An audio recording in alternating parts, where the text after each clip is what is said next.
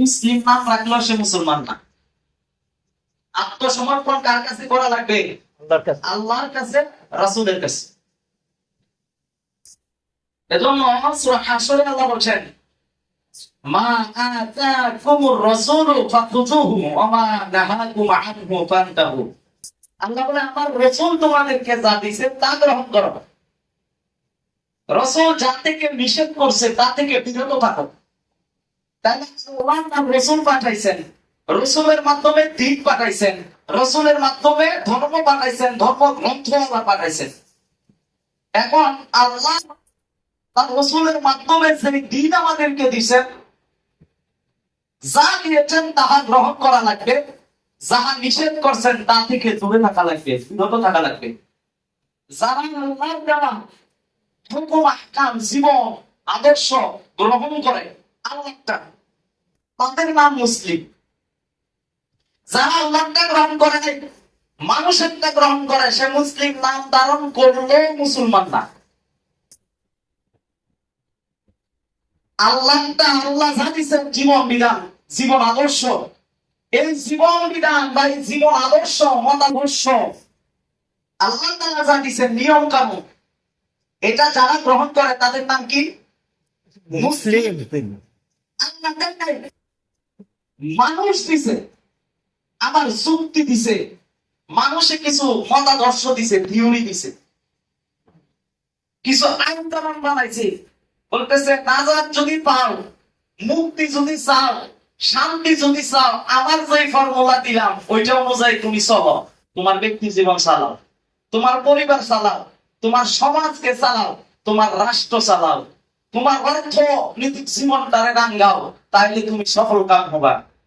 কেউ যদি প্রতারিত হইয়া এই মানুষের দেওয়া জীবন বিধান গ্রহণ করে নেয়, তাহলে সে কখনোই আর মুসলিম থাকে না, সে হয়ে যায় মুশরিক।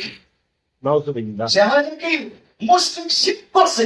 কারণ সে আল্লাহটা গ্রহণ না করে মানুষেরটা গ্রহণ করছে, যার কারণে সে নামে আব্দুল্লাহ হলেও সে মুশরিক। নাউজুবিল্লাহ বলেন না? নাউজুবিল্লাহ। আল্লাহটা গ্রহণ করছে মানুষেরটা। মানুষের মধ্যে আবার কি এমন মানুষ যে মুসলিম না, যে লোকে নাস্তিক, মানুষের মধ্যে আবার যে ইহুদি, যে খ্রিস্টান, তারটা গ্রহণ করছে। নাউজুবিল্লাহ বলেন না? নাউজুবিল্লাহ। যেমন আমাদের দেশে চলে গণতন্ত্র, গণতন্ত্র জনগণের আইন, জনগণের শাসন। গণতন্ত্র মানে তো জনগণের আইন, জনগণের শাসন। জনগণ নিজেদের শাসনকর্তা নিয়োগ করে, শাসনকর্তা বানায়, আইনদাতা বানায় জনগণ। যেমন আমরা ভোট দিচ্ছি কিছুদিন আগে, ভোট দিয়া আমরা প্রতিনিধি বানাইছি জাতীয় সংসদে। যারা ভোট দিচ্ছেন, আল্লাহ তাআলা আমাকে হেফাজত করছে, আলহামদুলিল্লাহ। আমার জীবনে আমি একটা ভোটও দিই, আলহামদুলিল্লাহ। রাষ্ট্রের নাগরিক হয়ে আপনি ভোট দেন নাই কেন? কারণ এই কারণে দেই নাই, কারণ এটা আল্লাহ দেয় নাই, এটা মানুষ দিচ্ছে। মানুষের থিওরি গ্রহণ করলে সে বুঝতে পারে সে মুশরিক। না ভাই না, অজ্ঞতার কারণে বললে এটা ভিন্ন কথা। যে বুঝে তুমি আল্লাহটা বাদ দেয়, তাকে কি বলবেন? আল্লাহ দেওয়া জীবন বিধান কি মুসলিম হিসেবে আমাদের গ্রহণ করা দরকার না? কথা বলবেন, বুঝে কথা বলবেন, না বুঝে না। এখন আল্লাহ গ্রহণ করবেন না, আপনি করছেন মানুষেরটা, তাহলে আপনি কি আর মুসলিম থাকতে পারবেন? না, কি করেন রোমান ভাই? না, সম্ভব না। আমি দাবি করি আমি মুসলমান, আমি দাবি করি আমি জান্নাতুল ফেরদাউস যাবো, আল্লাহর কাছে চাই আল্লাহ তুমি আমাকে জান্নাতুল ফেরদাউস দান করো। আল্লাহ বলে, আরে ব্যাংকে একটু পড়াশোনা করো, আরে ব্যাংকে একটু পড়াশোনা কর, ফাআলাম আন্নাহু লা ইলাহা ইল্লাল্লাহ। আল্লাহ তাআলা সূরা মুহাম্মাদের 19 নম্বর আয়াতে বলেন, 37 নম্বর সূরা, খুব করেন।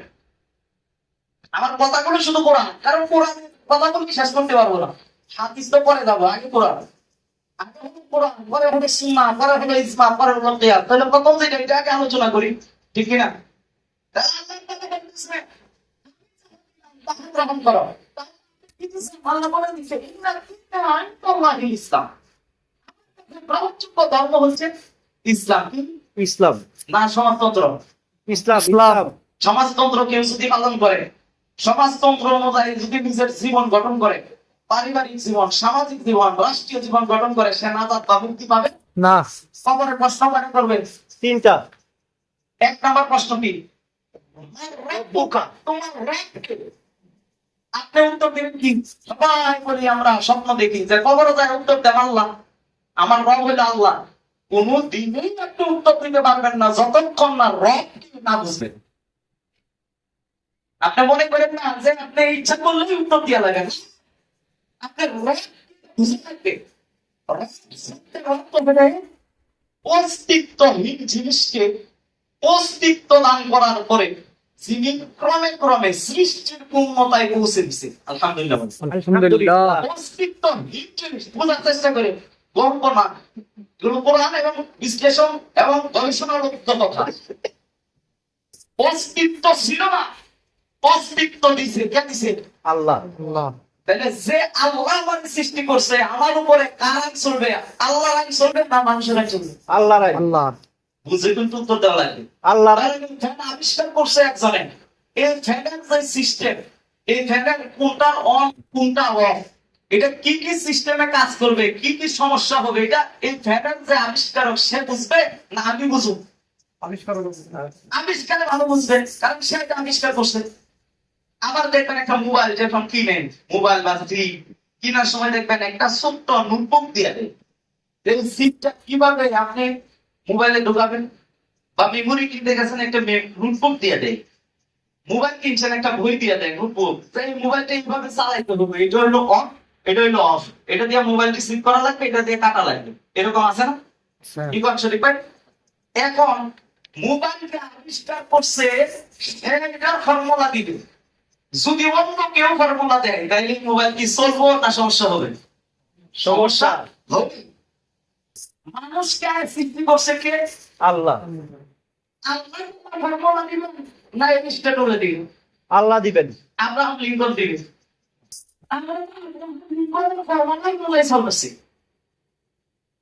আব্রাহাম লিঙ্কন গণতন্ত্রের আবিষ্কারক হচ্ছে, ঘুরছে দেন এই গুড সিস্টেম করছে কে? Abraham Lincoln. মানে সেটা ছিল ক্যাথলিক খ্রিস্টান। খ্রিস্টান একজন ব্যক্তি সে একটা নিয়ম কানুন দিছে, ওইটাকে আমরা স্বাচ্ছন্দ্যে মাইনে নিছি।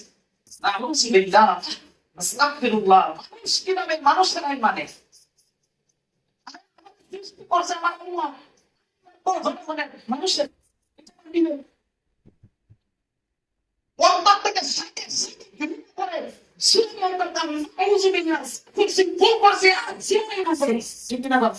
হুকুমদাতা মানুষ না, সার্বভৌমত্ব ক্ষমতার মালিক মানুষ না, সবকিছুর মালিক হলো আহাদান আহাদ। সুবহানাল্লাহ। সুবহানাল্লাহ। এটা আল্লাহ আহাদান আহাদ বলছেন তিনি। সুবহানাল্লাহ। আর কেউ নাই। এই কারণে বেলালের উপর নির্যাতন ছিল। বেলাল কালেমা বুঝেছে, আবু জাহেল কালেমা বুঝেছে, আমরা মুসলমান হয়েও কালেমা বুঝি না। ওই জামানার আবু জাহেলে কালেমা বুঝেছে, বিদায় বিরোধিতা করছে। ইহুদিরা কালেমা বুঝে, যার কারণে মুসলমানদেরকে প্রকৃত কালেমা যারা করে তাদের নির্যাতন করে। কারণ তারা জানে তারা যে কালেমা স্বীকার করে, তারা যে কালেমা বিশ্বাস করে, এই কালেমা যদি প্রতিষ্ঠিত হয় তাহলে আমার দাদাগিরি থাকবে না, আমেরিকা মোড়ল থাকবে না, মোড়ল হয়ে যাবে বিশ্বের মধ্যে মুসলমানেরা। ঠিক কিনা? ঠিক। এজন্য আমেরিকা নির্যাতন করে যারা কালেমা বুঝেছে তাদেরকে বলে টেররিস্ট, তাদেরকে বলে জঙ্গি, তাদেরকে বলে মৌলবাদ, তাদেরকে আপনার বিভিন্ন লবক দিয়ে মানুষের সামনে কালার বানায় রাখছে। কারণ আমেরিকা জানে যে এই মুসলমানেরা একবার যদি বলে আইনদাতা হলো আমার আল্লাহ, আমি মানি না ওয়াশিংটনের আইন, মানি না জাতিসংঘের আইন, মানি না নেটোর আইন, মানি না মানুষের আইন, মানি না রাশিয়ার আইন, আমি মানি না চীনের আইন, মানি না আমি আমেরিকার আইন, মানি না আমি ভারতের আইন, মানি না কোনো মানুষের আইন, মানি তো আমি আল্লাহর আইন। ঠিক কিনা? ঠিক। এই কারণে এই কালেমার দাওয়াত দিলে আপনার উপর নির্যাতন আসবে। আর এই কালেমার দাওয়াত দিবেন না, আপনি সারাদিন কালেমা পড়ে জিকির করেন, মিষ্টি খান, তাবারক খান, আপনার কিছু করবেন না, কারণ আপনি কালেমা বুঝেন নাই। আপনার এই সমস্যা কি? আপনার নিয়ে তো তার মাথা গরম ব্যথাও নাই, আপনি তো কালেমা বুঝেন না। লা ইলাহা ইল্লাল্লাহর মানে কি, অর্থ কি, হুকুম কি, শর্ত কি, রুকন কি, আপনি কিছু জানেন না। এই কারণে আমরা কালেমা পড়া গাছে উঠে যাই, ফাঁসি উঠে যাই। এরপর আমরা কালেমার প্রতি মুশরিকরাও বাধা দেই না, বলবে না এই সাবধান নিজে কিরা করো না, কি কও কি না। মুহাম্মদ সাল্লাল্লাহু আলাইহি সাল্লাম যখন দাওয়াত দিতেছিলেন লা ইলাহা ইল্লাল্লাহ, এটার অর্থ কি?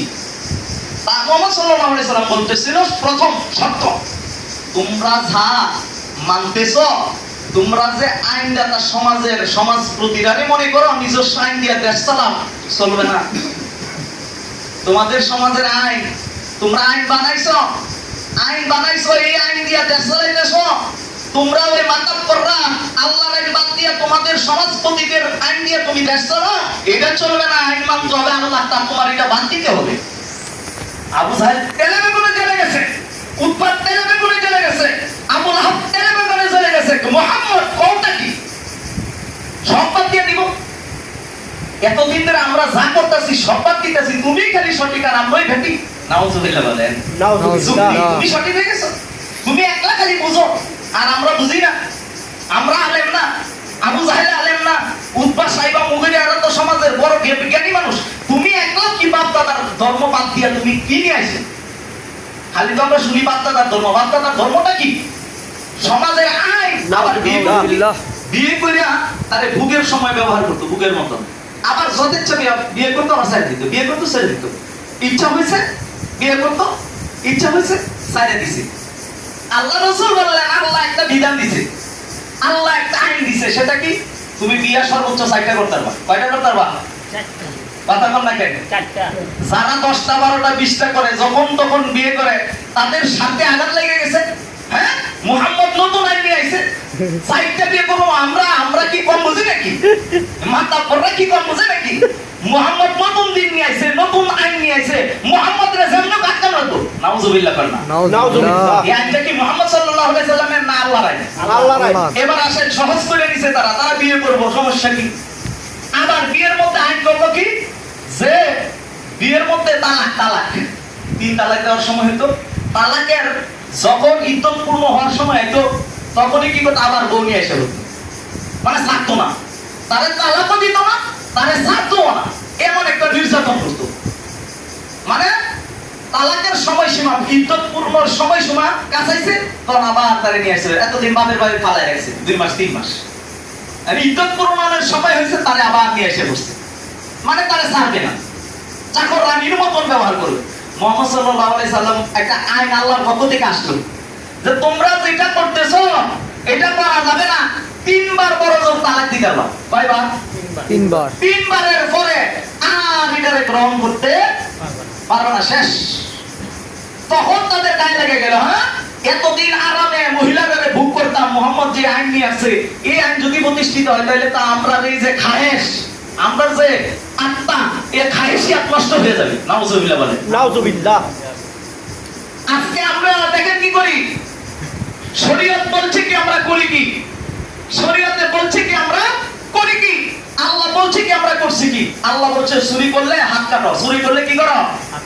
হাত কাটো। আমেরিকা কয়, শয়তান কয় হাত কেটে দিব।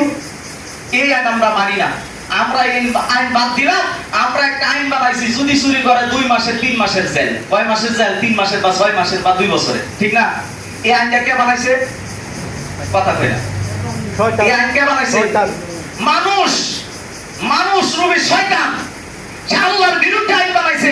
সেই আইন আপনি মানতেছেন, আপনি চিন্তা করছেন আপনি কোন জায়গায় আছেন? সেই আইন আপনি মেনে দিচ্ছেন, সেই আইন প্রতিষ্ঠার জন্য আপনি ভোট দিচ্ছেন। আপনি একবার চিন্তা করেন, আস্তাগফিরুল্লাহ বলেন, কত বড় অন্যায় করতেছেন। আস্তাগফিরুল্লাহ। আস্তাগফিরুল্লাহ বলেন, আস্তাগফিরুল্লাহ। না হলে মুশরিক হয়ে কবরে যাওয়া লাগবে। কত বড় স্পর্ধা! আল্লাহর আইন বাদ দিয়ে দিছে, একটা অন্যায় বাদ দিয়েছে, আবার আইন নিজে বানাইছে। সেই আবার আইন জনগণকে মানতে বাধ্য করে। আমি না মানলে কয় সে জঙ্গি, হয় না? আমি মানি না তো, আমি স্পষ্ট বলি, আমি রাষ্ট্রের আইন যেটা কোরআনের বিরুদ্ধে, এটা মানি না। আমি মুসলমান, ঠিক। আমি রাষ্ট্রের আইন মানি না, যে আইন কোরআনের বিরুদ্ধে, এটা স্পষ্ট বলবো। এতে করে যদি আমার শাহাদাত বরণ করা লাগে, আমাকে শহীদ করে দেয়, হত্যা করে দেয়, বিন্দু পরিমাণ পর্যন্ত কেয়ার করবো না। মুসলমান হয়েছি, মৃত্যুবরণ করতে হলে আল্লাহর জন্য করবো। ঠিক। আল্লাহু আকবার। পাঁচটা গোলামি করার জন্য মুসলমানদেরকে আল্লাহ সৃষ্টি করে নাই। মুসলমানরা এমন জাতি, বীরের জাতি, বাঁচলে একদিন বাঁচবো, ইমান নিয়ে বাঁচবো। ইমান ছাড়া বাইচা লাভটা কি? কি কো ভাইজান? ঠিক। ঠিক। না ভুল বলতেছি? ঠিক। আমি রাষ্ট্রদ্রোহী হতে চাই, আমি আল্লাহ দ্রোহী হতে চাই না। রাষ্ট্রদ্রোহী আমাকে বড়জোর ফাঁসি দিবে, আমি যদি আল্লাহ দ্রোহী হয়ে যায়, আমার স্থান হবে জাহান্নাম। নাউজুবিল্লাহ। আমি দুনিয়ার শাস্তি ভোগ করতে পারবো, কিন্তু খোদার কসম আমি জাহান্নামের শাস্তি 1 মিনিটও ভোগ করতে পারবো না, আমার দ্বারা সম্ভব না। আমি পারবো না। আমি ভয় করি সেই আল্লাহর আযাবকে, আমি ভয় করি সেই শাস্তিকে, জাহান্নামের অগ্নিকুণ্ডকে। আল্লাহুম্মা আজিরনি মিনান নার। হাজার কোটিবার দোয়া করবেন, আর যদি জাহান্নামের পথ না ছাড়েন, এই দোয়া করে কোনোদিন ফল আসবে না, কোনোদিনই ফল আসবে না। আল্লাহুম্মা আজিরনি মিনান নার ফজরের পরে পড়বেন, আল্লাহুম্মা আজিরনি মিনান নার, কান্না করবেন, চোখ দিয়ে পানি বালাইবেন, আর জাহান্নামের পথে চলতেছেন, মনে করছেন আপনি জান্নাতে চলে যাবেন, কষ্টের কালেও সম্ভব না হয়। জাহান্নামের পথ ছেড়ে দিয়ে দোয়া করতে হবে, আল্লাহুম্মা আজিরনি মিনান নার। ও আল্লাহ, জাহান্নামের পথ আমি ছেড়ে দিয়েছি, ও আল্লাহ সিরাতুল মুস্তাকিমের পথে আমি দাখিল হয়ে গেলাম, আমি সিরাতুল মুস্তাকিমকে গ্রহণ করলাম, জাহান্নামের পথ ছেড়ে দিলাম। ও আল্লাহ, তুমি এখন আমাকে জাহান্নামের আগুন থেকে বাঁচাও। তখন দোয়া করলে আল্লাহ তাআলা কাজ করবে। আমি আফসোস করি, অনেক আলেমদের দোয়া শুনি, আসলে তাদের ভুল না, তাদের বুঝার ভুল। আমি তাদের বদলা বলি না, কিন্তু তাদেরকে আমি নসিহত করার চেষ্টা করি, আপনাদেরকেও বলি। দেখবেন অনেক সময় আমরা দোয়া করি, আল্লাহ ফিলিস্তিনের মুসলমানদেরকে রক্ষা করো, আল্লাহ গাজার মুসলমানদেরকে রক্ষা করো, দোয়া করি না? হুজুরা করে না? এ আল্লাহ চীনের উভয়ের মুসলমানদের রক্ষা করো, এ আল্লাহ আরাকানের মুসলমানদেরকে রক্ষা করো, ও আল্লাহ কাশ্মীরের মুসলমানদেরকে রক্ষা করো, ও আল্লাহ কাশ্মীরের মুসলমানদেরকে নির্যাতন করা হচ্ছে, ও আল্লাহ কাশ্মীরের বোনদেরকে দর্শন করা হচ্ছে, ভারতের মুসলমানদের মসজিদগুলোকে ঘুরিয়ে দেওয়া হচ্ছে, মাদ্রাসাগুলোকে সিলগালা করে দেওয়া হচ্ছে, এ আল্লাহ জয় শ্রীরাম বলতে বাধ্য করা হচ্ছে, দাড়ি টেনে টেনে ছিঁড়তেছে, আল্লাহ তুমি রহম করো। এই দোয়া করি না? ভাইরা দিন বুঝেন, আল্লাহর নবীজির সুন্নত নাই দাড়ি, কথা বল না কার? জি। আল্লাহ রাসূলকে আমরা ভালোবাসি না? জি। কি আমাদের ভালোবাসাটা কেমন হবে? নিজের জীবনের চাইতেও, নিজের জীবনের চাইতেও নবীজিকে ভালোবাসতে হবে নাকি? এই কথার সাথে একমত না সবাই? অবশ্য। নিজের জীবনের চাইতে কি নবীকে ভালোবাসতে হবে কিনা? এখন আল্লাহ রাসূল সাল্লাল্লাহু আলাইহি সাল্লামের দাড়ি মুবারক, নবীজির দাড়ি, আরে এটা তো ওই ব্যক্তির দাড়ি নয়, এই দাড়িটা তো সে রাখছে নবীজির মহব্বতে, ঠিক কি না? ঠিক। মুসলমানদের দাড়িতে আক্রান্ত করা, মুসলমানদের দাড়িকে বেইজ্জত করা, এর মানে গোটা মুসলমানদের বেইজ্জত করা, আল্লাহ রাসূল সাল্লাল্লাহু আলাইহি সাল্লামের দাড়ি মুবারককে বেইজ্জত করা। হে মুসলমান তুমি জেগে ওঠো, হে যুবক তুমি জেগে ওঠো, মুখেতে ইমানদার বললে ইমানদার হওয়া যাবে না। আমার নবীর দাড়ি মুবারককে যারা বেইজ্জত করেছে তাদের হাত প্রয়োজনে কেটে দেওয়া লাগবে। উমর ফারুকের কথা বাবার কেল্লা কেটে দিয়েছে, বলে ঠিক কিনা? ঠিক ঠিক। এই কথা বলে বুঝি আমরা সন্ত্রাসী, এই কথা বললে বুঝি আমরা টেররিস্ট, এই কথা বললে বুঝি আমরা জঙ্গি। যদি এই কথা বললে জঙ্গি হয়, সবচেয়ে বড় জঙ্গি হলো আবু বকর সিদ্দিক। এই কথা বললে যদি জঙ্গি হয়, সবচেয়ে বড় জঙ্গি হচ্ছে উমর ফারুক। এই কথা বললে যদি জঙ্গি হয়, সবচেয়ে বড় জঙ্গি হলো উসমান রাদিয়াল্লাহু তাআলা আনহু। কারণ উসমানের সামনে নবীজির দাড়ি মুবারককে বেইজ্জত করবে আর উসমান চুপ থাকবে, এটা হতেই পারে না, ঠিক কি না? ঠিক। ওরে বাবা, আলী রাদিয়াল্লাহু তাআলা আনহুর সামনে আমার নবীর দাড়িকে বেইজ্জত করবে, মুসলমানের গায়রত থাকার কথা, জীবন শহীদ করে দেব, নবীজির সুন্নাতকে বেইজ্জত হতে দেব না, মা বোনদের ইজ্জতকে লুণ্ঠন হতে দেব না, মসজিদকে ভেঙে দিতে দেব না। হে মুসলমান, চোখের সামনে যদি মসজিদ ঘুরায় দেয় আর আপনি যদি শান্তিতে থাকেন, মনে করেন আপনার ঈমানের মধ্যে সমস্যা, অন্তরে যদি জ্বালা তৈরি না হয়, এটা তো আল্লাহর ঘর না, আল্লাহর ঘর না। এই মসজিদের মধ্যে যদি একজন আয়সা ফরসাদ করে, নাউজুবিল্লাহ, মাইনা নিবেন? জি না। ভারতে মুসলমানদের মসজিদে মুসলমান সালাত আদায় করতেছে, আর উগ্র হিন্দুরা মসজিদে ঢুকে গান বাজনা করতেছে, নাউজুবিল্লাহ। আরে মুসলমান, এত 200 কোটি মুসলমান হয়ে লাভটা কি? এই ইমানদার মুসলমান নাই। এই কারণে নবী বলছে এমন একটা সময় আসবে, কচুরি পানার মধ্যম মুসলমানরা বেশে যাবে, ইউশিকুল উমামু আন তাদা কামা তাদা লাকালা কইলা কসআতিহা। আল্লাহ রাসূল বলেন অদূর ভবিষ্যতে ইহুদি খ্রিস্টানরা মুসলমানদের বিরুদ্ধে ঐক্যবদ্ধ হবে, বিজাতিরা ঐক্যবদ্ধ হবে। যেমন ভাবে তোমরা খাবারের পাত্রকে সামনে নিয়ে একত্র হও, খাবারের পাত্রকে সামনে নিয়ে যেরকম ভাবে একত্রিত হও, খাবার কারার খাবার জন্য খাবার খাওয়ার জন্য একে অপরকে যেভাবে ডাকো, অদূর ভবিষ্যতে এমন একটা সময় আসবে মুসলমানদেরকে মারার জন্য সমস্ত বিধর্মীরা এক হয়ে মারবে। নাউজুবিল্লাহ বলেন। নাউজুবিল্লাহ। সাহাবীরা বলেন, ইয়া রাসূলুল্লাহ, সেদিন কি মুসলমানদের সংখ্যা কম থাকবে কিনা? কারণ মুসলমান আমরা বীরের জাতি, ইহুদি খ্রিস্টান আমাদেরকে জিজিয়া দিয়ে জমিনে থাকতে হয়। জমিন কার? আল্লাহ। জমিন কার? আল্লাহ। এই জমিন ইহুদিদের থাকার জন্য, খ্রিস্টানদের থাকার জন্য, মুশরিকদের থাকার জন্য একটা মাত্র সিস্টেম আছে, সেটা হচ্ছে যে এই জমিনে থাকবা মুসলমানদের আমির, মুসলমানদের খলিফাকে জিজিয়া কর দেওয়া লাগবে। কি দেওয়া লাগবে? জিজিয়া কর দেওয়া লাগবে। কর দিয়ে আল্লাহর জমিনে থাকতে হবে। নাস্তিকরা আল্লাহকে না মানে আল্লাহর জমিনে থাকতে হলে জিজিয়া কর দিতে হবে, না হলে আরেকটা জমিন বানাও, ওই জমিনের মধ্যে যায় তুমি থাকো। ঠিক না? জমিন বানাইছে কে? আল্লাহ। সত্য কথা বলতে ভয় পান নাকি? জমিন বানাইছে কে? আল্লাহ। আইন সর্বকার আল্লাহ। নাস্তিকরা আল্লাহকে মানে না, সে থাকার তো তার হুকুম হয়নি। নাস্তিক জমিনে ঘোরাফেরা করতেছে, এই জমিন আপনাকে আমাকে লাঞ্ছনা দিচ্ছে। আল্লাহর জমিনের মধ্যে আমরা খলিফা, মুসলমানরা হলো খলিফা। ইন্নী জাইলুন ফিল আরদি খলিফা। সূরা বাকারা 30 নম্বর আয়াতে আল্লাহ বলেন, আমি জমিনে খলিফা প্রেরণ করব। সুবহানাল্লাহ বলেন। সুবহানাল্লাহ। বলছিল আল্লাহ জালু ফিহা ওয়া ইফসিদু ফিহা ওয়া ইয়াসফিকু দিমা। হুজুররা তো এটা ওয়াজ করে ঠিক হই, কিন্তু পরে আর কয় না। পরে যে কি করব না কইটা কয় না। কারণ যত কইলে হুজুররার ব্যবসা ভালো চলবে ওইটা কয়, যেটা কইলে একটু সমস্যা ওইটা আর কইব। খলিফা, খলিফার কাজ কি বুঝাইতে হবে না? এই জমিন যেমন আল্লাহর, এই জমিনের মধ্যে আল্লাহর আইন প্রতিষ্ঠা করতে হবে খলিফা। নাইলে সে খলিফা না, ঠিক। নাহলে সে খলিফা হওয়ার যোগ্যতাই রাখে না। জমিনের খলিফা হইছেন, অথচ জমিনে আল্লাহর আইন প্রতিষ্ঠা করবেন না, আল্লাহর বিধান প্রতিষ্ঠা করবেন না, আল্লাহর হুকুম প্রতিষ্ঠা করবেন না। এই জমিনের মধ্যে আপনি খলিফা হওয়ার যোগ্যতাই রাখেন। এই জমিনের মধ্যে আল্লাহর আইন যারা প্রতিষ্ঠা করার চিন্তা করে, ফিকির করে, আল্লাহর ভূমি, এই ভূমিতে আল্লাহর আইন খেলাফত প্রতিষ্ঠা করা লাগবে। খেলাফত কি? আইন, আইন, ভুলে গেছে। আইন, আল্লাহর আইন। মুসলমানদের একজন খলিফা থাকা লাগে, এটা আমরা জানিও না। অজানার ভিতরে আমাদের ডুবাই রাখছে। ওই কিছু বক্তা, তারা কিছু আলেম, কিছু পীরকে তারা ট্রেনিং দিয়ে মাঠে নামাইছে যে তোমরা কাজ হইলো খালি ইসলামের বাইরে গিয়ে অন্য অন্য কথা কইবা, এমন কথা কইবা যেটি শূন্য মানুষ সান্ত্বনা পুরস্কারের মতন থাকে, প্রকৃত ইসলাম যাতে না বোঝে।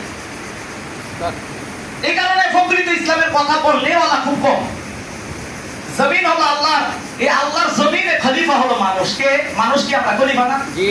সারা জীবন তো শুনছেন যে আদম আলাইহিস সালামের খলিফা হিসেবে সৃষ্টি করছেন। তাহলে খলিফা হিসেবে খলিফার কাজ কি? খেলাফত প্রতিষ্ঠা করা। খেলাফত কি? খেলাফত হলো একটা ভূমি, ধরেন এতটুকু, ভালো করে খেয়াল করেন, এতটুকু জায়গা।